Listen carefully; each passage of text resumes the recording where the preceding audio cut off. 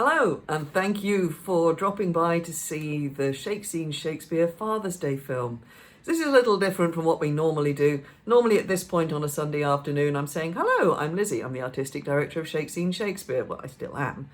But we're not doing our normal thing this week because everybody is off, quite rightly, spending time with their families, well, or as close as they can get in these times. So we made a film instead, using sonnets, speeches, scenes or extracts from scenes featuring famous father characters or children dealing with their fathers in some way, children missing their fathers. And frankly, it's been really hard to choose. There are so many. I've been regretting the absence of Lord Capulet and Talbot and so many others, but you know, there's so much out there of Shakespeare. That's one of the reasons that we love him. We still work with him because it says so many things to so many people. So I hope you enjoy this little offering. And we will be back in a couple of weeks with a regular style live offering from Q's. Maybe I'll plug that again at the end of the film. Maybe I won't. We'll see. Anyway, for the moment, please enjoy the film and have yourselves a most enjoyable Midsummer's Father's Day weekend.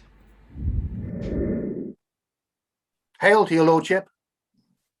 I am glad to see you well. Horatio.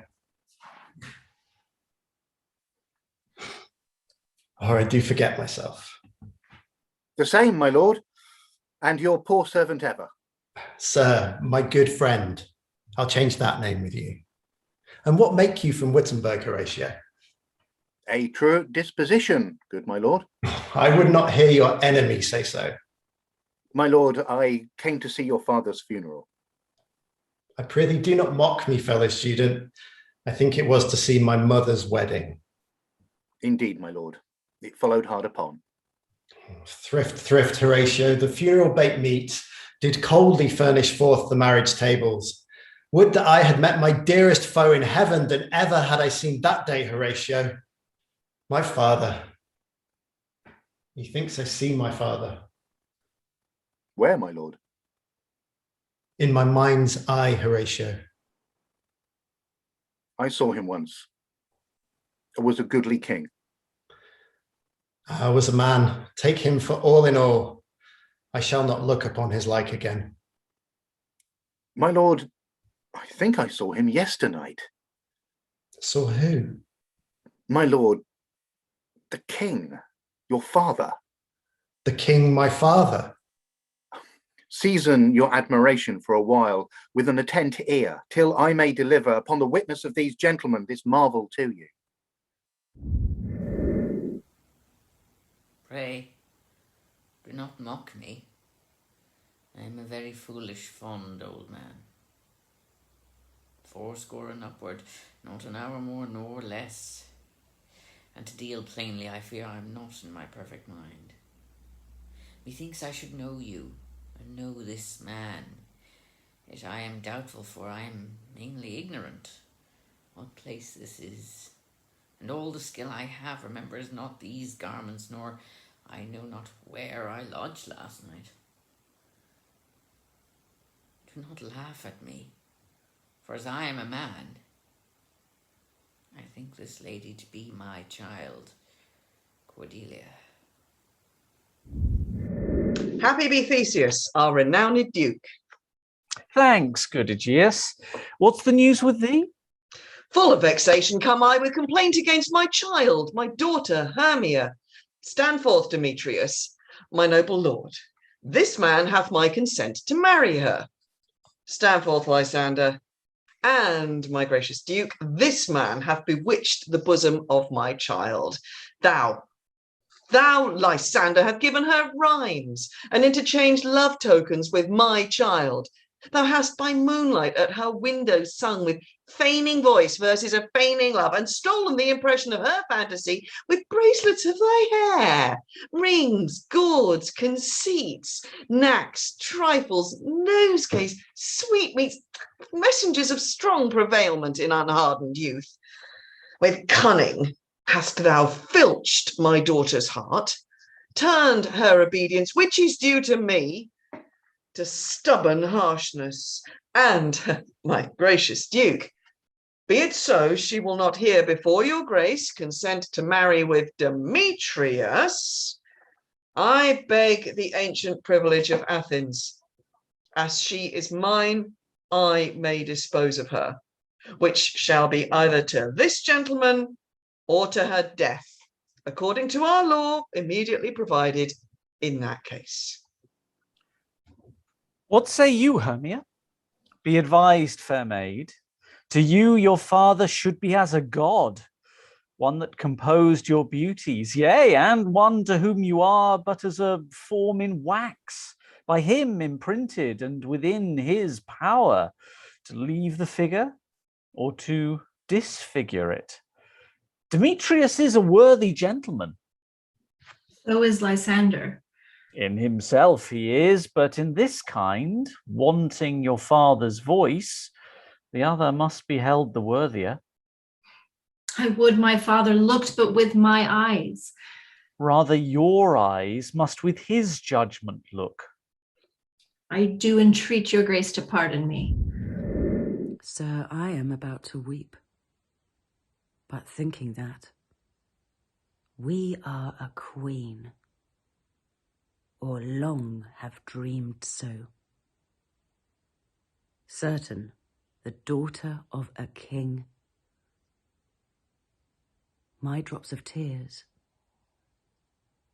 I'll turn to sparks of fire. Thy gift, thy tables, are within my brain, full charactered with lasting memory, which shall above that idle rank remain, beyond all date, even to eternity. Or, at the least, so long as brain and heart have faculty by nature to subsist, till each to raised oblivion yield his part, of thee thy record never can be missed. That poor retention could not so much hold. Nor need I tallies thy dear love to score. Therefore to give them from me was I bold, to trust those tables that receive thee more, to keep an adjunct to remember thee, or to impart forgetfulness in me. Why, cousin? Why, Rosalind? Oh, Cupid have mercy, not a word? Not one to throw at a dog. No, thy words are too precious to be cast away upon curs. Throw some of them at me. Come, lame me with reasons. Then were two cousins laid up, when one should be lamed with reasons and the other mad without any. But is all this for your father? No, some of it is for my child's father. Oh, how full of briars is this working day world! They are but burrs, cousin, thrown upon thee in a holiday foolery. If we walk not in the trodden paths, our very petticoats will catch them. I could shake them off my coat. These burrs are in my heart. Hem them away. I would try if I could cry hem and have him. Come. Wrestle with thy affections. Oh, they take the part of a better wrestler than myself. Oh, a good wish upon you. You will try in time in despite of a fall.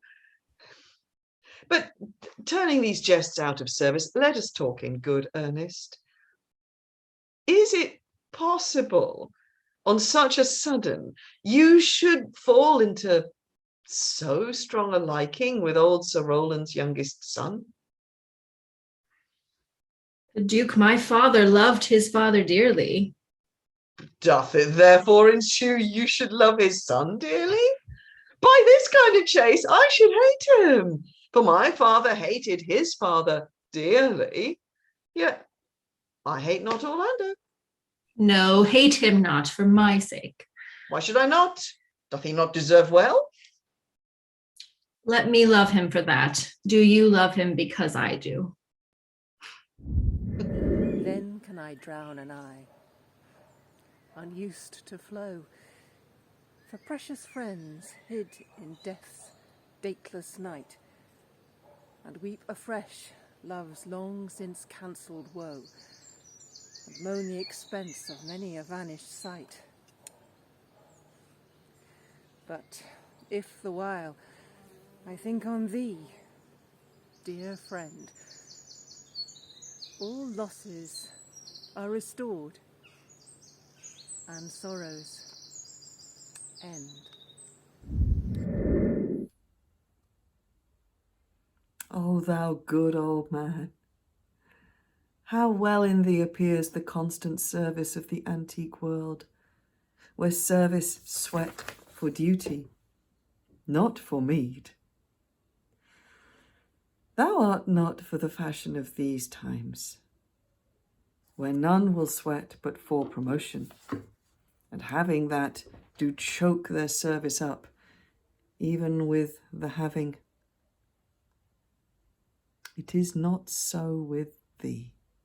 Know my voice? Time's extremity hath thou so